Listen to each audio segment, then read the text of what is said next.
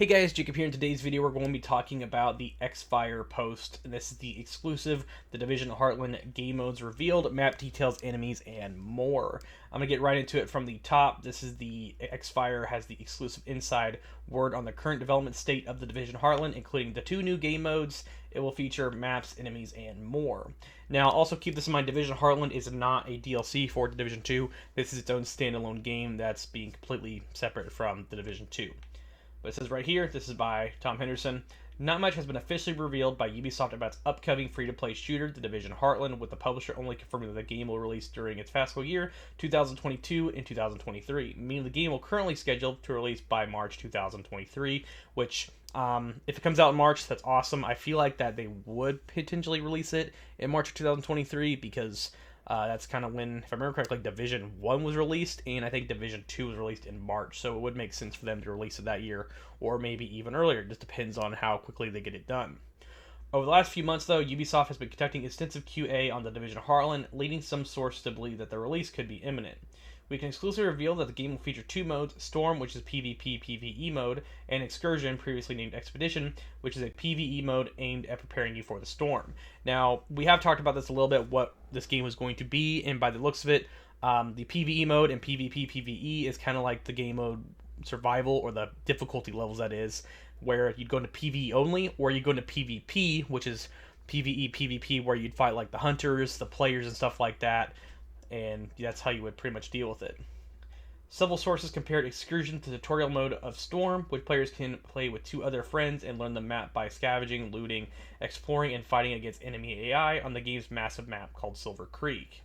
The current description of Excursion mode reads, explore alongside other friendly agents to prepare for the world for the coming storm. However, Heartland's bread and butter is Storm, a PvE/PvP mode, which is, PvP/PvE, where you'd fight enemies and also players. Similar formula to like Escapes from Tarkov, and aim of this mode is to survive, loot, and extract from Silver Creek to your base of ops, aka the boot. Now, we have talked about this a little bit, where some people were, from the leaks on Reddit and Discord, people who have played this but not publishing anything officially, people were saying this game, if they had to compare it to another game, was Escape from Tarkov. And now we know that's, I guess, kind of the thing they're going for. Silver Creek is a large open world with plenty of opportunities to find rare loot, but the game's virus contaminated gas can spread from random locations instead of just moving from map's edges, like we've seen in many battle royales to date. Players survive the gas by finding and crafting gas mask filters, which will prevent you from falling into DBNO state, which is simply more complicated name for being downed. The game will feature tiered loot, like we've seen in previous The Division games, with gray, green, blue, purple, and gold, which we kind of already seen that coming, which that's kind of the Division's standard formula. Strategic Homeland Division beacons SHD layer the map, enabling players to spend resources on various upgrades in addition to virus detection, virus clearance, calling and supply drops, and more. Now, this is the roadmap. Ubisoft clearly has big plans for the Division franchise, and to be honest, I'm not 100% sure if this is the old roadmap or the new roadmap. Because we'll see here, the Division 1, 2, Warlords of New York, and then Heartland, which it kind of makes you wonder, did they flip these two and now we're going to be getting the Division 2 content first and then Heartland, or will we be getting Division Heartland later on down the road? Because as you guys know, right now they're currently rerunning one of the seasons. I think it's season 2 we're getting again, and I think it's actually like a little shorter than normally what it is, so maybe they're doing that on purpose so they can give us the new Division content in May, or if they're going to be giving us the Division Heartland, and maybe we'll get that, and then we'll get the new Division 2 content. But in my mind, currently, I still think we'll get the Division 2 content before we get the Division Heartland. The base of ops, aka the Boo. The Boo is your central hub located in an abandoned ice rink. Here you can customize your loadout, matchmake for lobbies, sell your scavenged items, and buy upgrades, mods, and other weapons. Here you'll also be able to enable projects, which is Heartland's take on daily, weekly missions. Completing these progressions will grant you extra resources and XP points. One especially interesting feature of your Boo is a small arcade that contains. The arcade includes previous Ubisoft games like For Honor, Just Dance, and Driver. It's not clear whether these will be playable as mini-games once the game releases, though. At the Boo, you can craft upgrades for your weapons and prep items. Prep items are self-explanatory, but they are items you can take with you into the match in order to get an advantage. There is currently 4 prep items in the game, and these are some of the items you guys can get. Insertion point allows you to choose a specific insertion point when joining a match. Stash box used for storage of consumables and crafting materials in the game.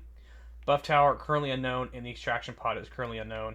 I'm guessing for the extraction pod, if they were kind of comparing this to Escape from Tarkov, it's probably just a point you'll be able to put down and have your loot extracted in any area or in certain areas. Then we have characters and classes. There is currently 6 individual characters to choose from in the Division Heartland, 3 male and 3 female. Apart from their appearance, though, nothing else distinguishes them. Instead, you'll pick one of 3 different classes after selecting your character. First, we have Weapon Expert, which is Talent's Tracking Shot. Enemies are marked after damaging them with a firearm. Lasts 5 seconds. Shared Armor Kit. Armor Kits repair your armor as well as nearby teammates, friendlies.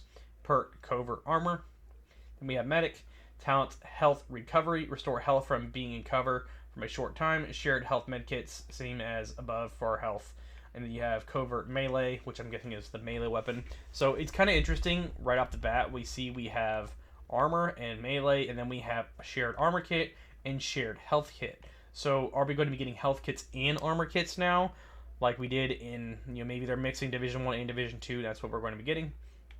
Who really knows, we'll have to wait until they show gameplay in the future. Survivalist, talents, loot detection, crouching highlights nearby unopened loot crates, shared filter as above but for filters. So I'm guessing this is for filters you can use in the toxic areas. But one thing you guys may not have noticed, when there's one word in here that's never been in the Division: crouching. So you will be able to crouch, it looks like, in the Division Heartland. As you expect any Division game, Heartland features AI enemies called vultures. There's currently 6 different types of vultures in the game, each with different attributes. These 6 types of vultures named Flanker, Grunt, Heavy, Sharp, Hooter, and Technician.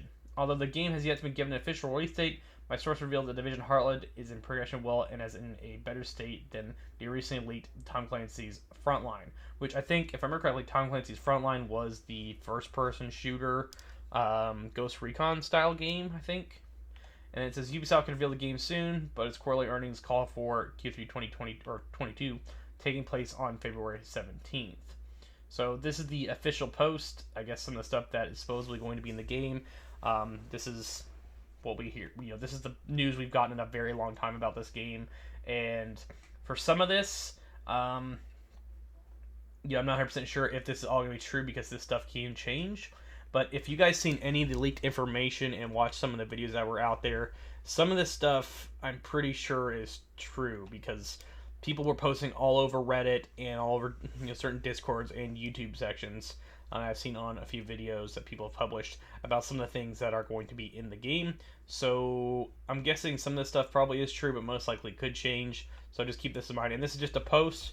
This has not been officially been revealed yet, and we have no footage officially by Red Storm when we're going to be getting this. But it's kind of nice to see that we have some news, and supposedly this is what this game is going to be about.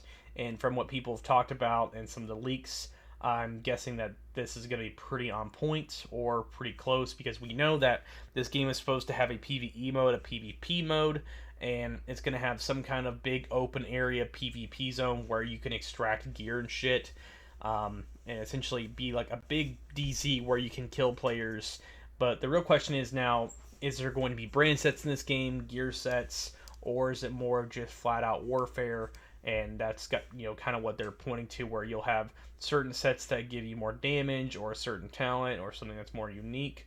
Who really knows at this point? We'll just have to wait and see what they release.